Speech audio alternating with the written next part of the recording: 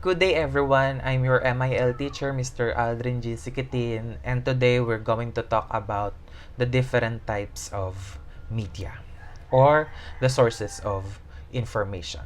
But before that, let us have first the objectives for this lesson. So at the end of the discussion or at the end of this lesson, you are able to identify the three types of media.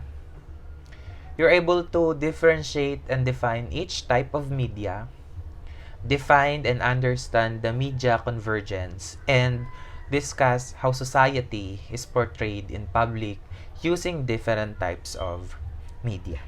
So let's start the discussion. First, let us define the term media. Media is the main means of mass communication. It is used to transfer information to an audience for mass informing. So meaning, this type of channel or tool has no specific target audience. It somehow targets numerous or different kinds of audiences. There are three types of media. The first one is the print media. The second one is broadcast media. And the third one is new media. So these are the different types of media. So we're going to deal with these types of media one by one.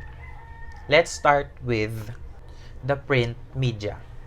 This type of media is composed of newspaper, magazines, and or what we call print media. Print media involves the usage of a physical medium such as paper and is printed and distributed by a publishing company. In this type of media, publications involve two main divisions: the reporting and the editing. The reporters are the one who write the contents of the paper by investigating news-worthy events and interesting stories.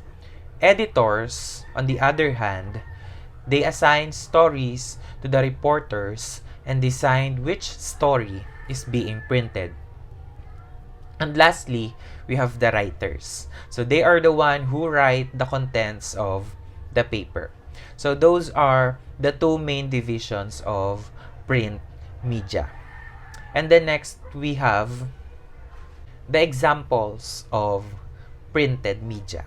So we have here newspaper. So we have different types of newspaper. We have the broadsheets, we have the tabloids, and the mid-size or dailies.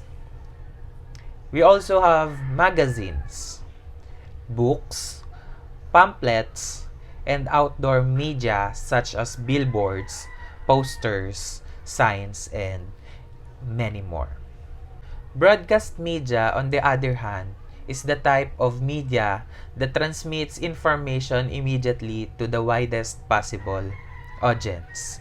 Classified as the most convenient and practical way of communicating information to a wide audience, but is also classified as an improper way of transmitting information to the audience due to the fact that it is immediately broadcasted. So meaning, there might be a chance that the information released is not true or that information may be lacking on some aspects.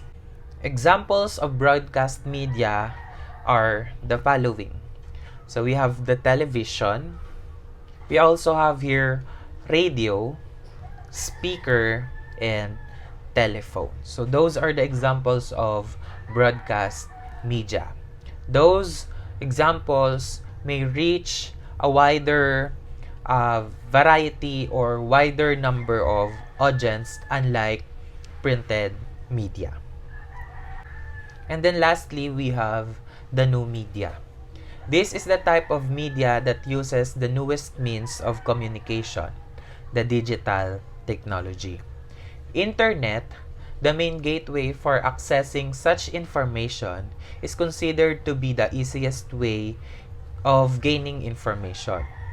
The internet provides connection with people all over the world, making transmission of information through conversation and connection possible with the people of different cultures. So, we've seen how powerful new media is.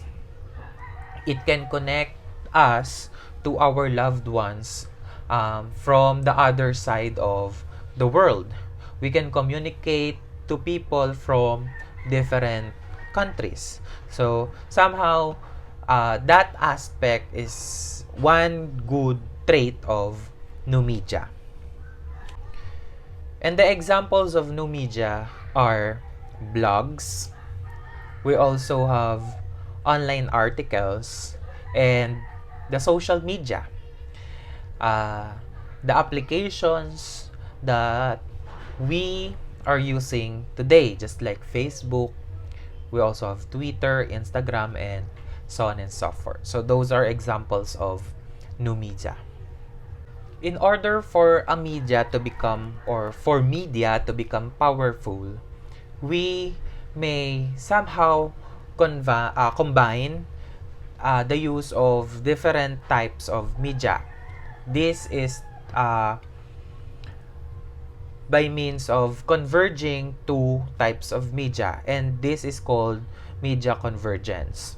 Media convergence involves the merging of the three types of media, naming print, broadcast, namely print, broadcast, and new media. As time continues to pass, media has made or has become progressively more advanced, creating the new media today. So, when we speak of media convergence, we may use different types of media in publishing or providing information. For example, when you want to advertise your product or your company, you may use pamphlets, at the same time pop-up ads on the internet. You may also use commercials being published or being televised on televisions and announced on radios. So those are that is an example of how media convergence works. Since media is continuously evolving or emerging, this question has popped up or has been brought to concerns of many. So how does society was being portrayed in mass media? So as media continue to develop or evolve in the passing time, media has developed on what society calls stereotypes.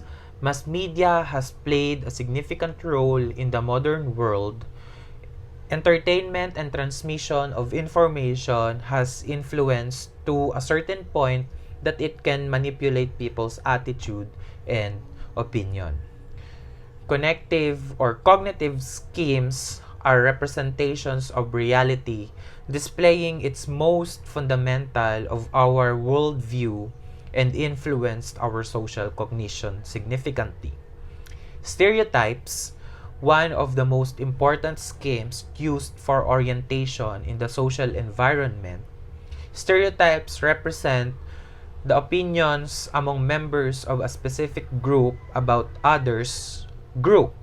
Stereotype gives both positive and negative effects. One negative effect of stereotype is the gender roles. So, in this kind of effect we assign genders to specific tasks. Like for example, when we speak of dishwashers, someone who do the laundry, we think of a woman. So those that is an example of gender roles. The things that a man cannot do by a woman, or can't do by a woman. So that is somehow negative, because the things that a man can do, a woman can also do. So we must somehow break, or we must erase that kind of thinking that there are things that a woman can do, can't do. Okay?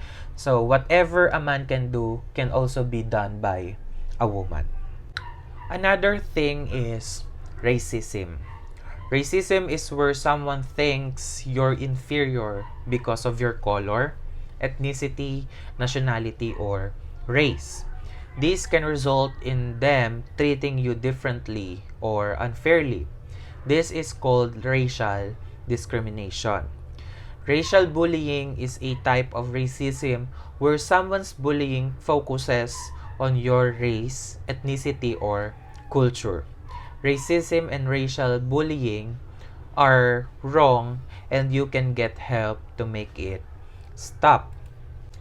Racism can affect anyone. It can make you feel like you're not important or don't fit in. You might feel upset, depressed, or angry. You can be affected by it even when it's not aimed at you. Like if you hear someone discriminating against someone's culture. So racism has no room in our world. It must be, or it must come to an end. It must be stopped. Racism and racist bullying can include the following. First is being called racist names, or being sent insulting messages or threats. Also, having your belongings damaged, or having to see racist graffiti. Personal attacks, including violence or assault. Being left out, treated differently, or excluded. Or people making assumptions about you because of your color, race, or culture. We also have being made to feel like you have to change how you look, and racist jokes, including jokes about your color, nationality, race, or cultures. So those are the acts that can be called, or that can be classified as being racist, bullied, or bully. So those are the informations under the topic types of media and how society is being portrayed in mass media. So if you have questions regarding this lesson, again, do not hesitate to ask me on our group chats. I'm willing to answer those questions. Again, I'm your MIL teacher, Mr. Aldrin G. Sikitin,